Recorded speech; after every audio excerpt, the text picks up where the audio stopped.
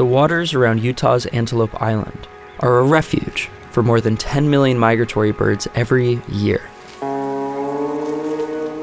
Countless residents call the island's grasslands home.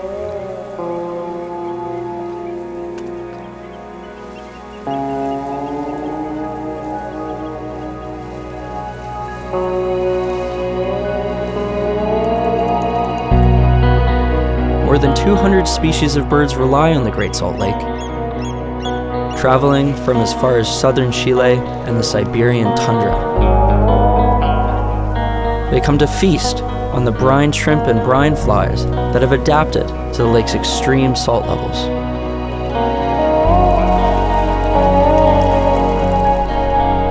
Every spring, meltwater runs down from the mountains surrounding Salt Lake City and breathes life into the Great Salt Lake. Many of these congregations around Antelope Island are the largest of their species anywhere on Earth. They've come a long way to reach this Great Salt Lake.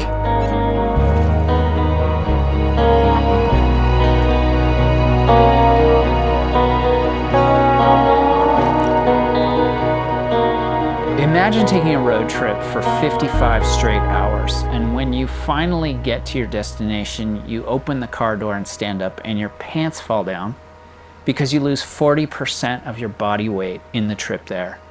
So that's typical with some of these migratory birds that will literally drop down completely exhausted, ready to rest and refuel themselves, and try and gain that weight back by eating the critters of the Great Salt Lake, the brine shrimp and the brine flies that make up the complicated saline ecosystem of the Great Salt Lake.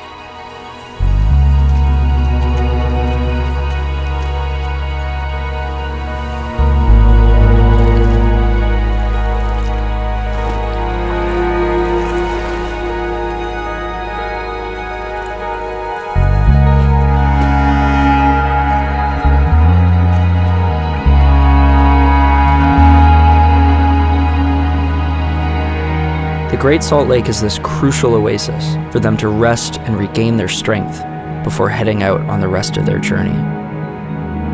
It's the largest saltwater lake in the Western Hemisphere, but it's been shrinking year after year.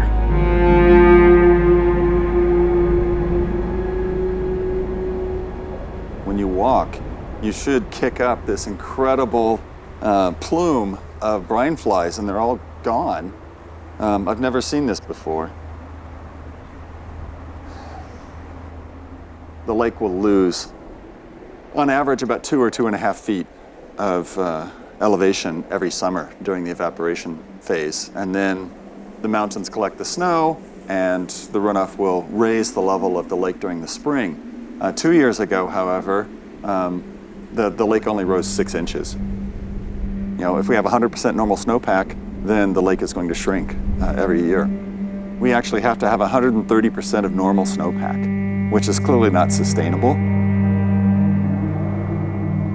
The most important thing to understand about the shrinking of the Great Salt Lake is that it's not being caused by climate change. It's not even being caused by the current mega drought. The root cause is the fact that we divert too much water before it reaches the Great Salt Lake. There are water-intensive crops like alfalfa that are very heavily grown here, and whether or not that's the best choice for using our limited water supply is something that we at least need to have a conversation about. The delicate balance between summer evaporation and winter snowmelt doesn't just maintain lake levels. The yearly infusions of fresh water ensure that the lake's salt levels remain stable.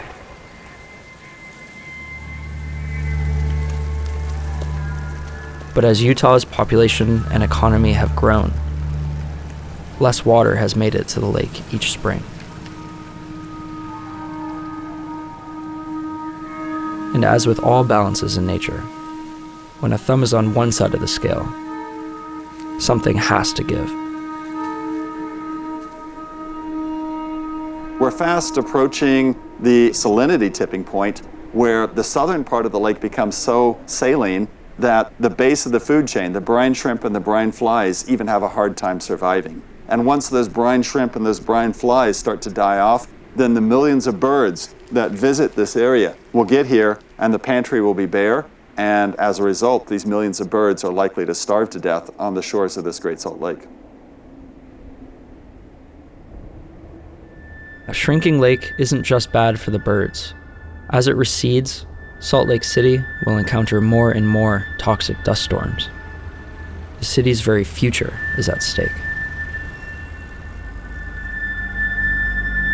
So the area that we're standing in right here would have been underwater 10 years ago.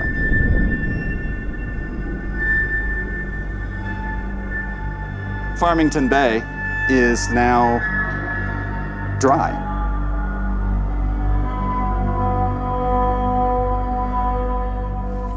If we come down and just look at it,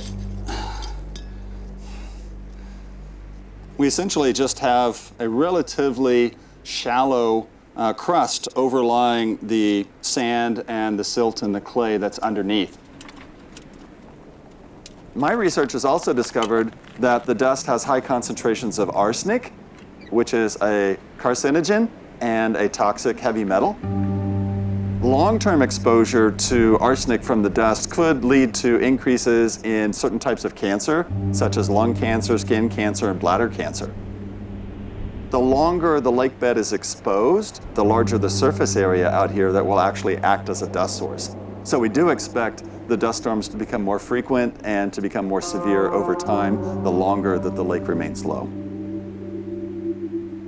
As the drought goes on, the last freshwater springs on the lake have run dry, putting the wildlife on Antelope Island at risk.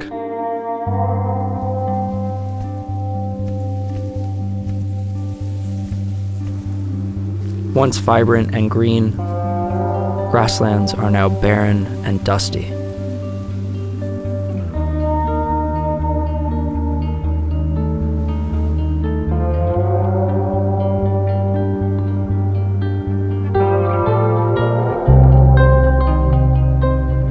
The water keeping these bison alive now arrives by helicopter.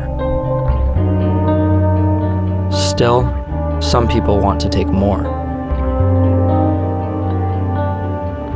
The Bear River provides 60% of the surface water flowing into the Great Salt Lake every single year, and the proposed diversion of the Bear would be 40% of that total.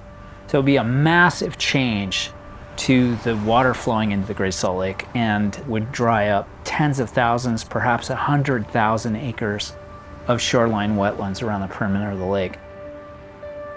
Now, we still have a big fight ahead of us. We only killed 2 of the dam sites.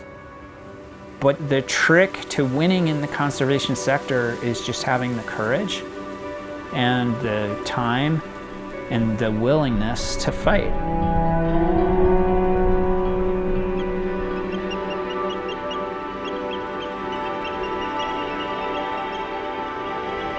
The reason why I'm optimistic about the future of the lake is that the root cause is within our control to change. We got into this mess because we didn't value water. We can get ourselves out of this by starting to value, conserve, and take care of the limited water supply that we actually have.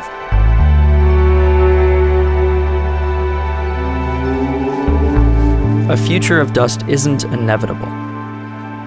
But if the lake disappears, the loss will be felt across the Americas. There's still time to change the fate of this great ecosystem.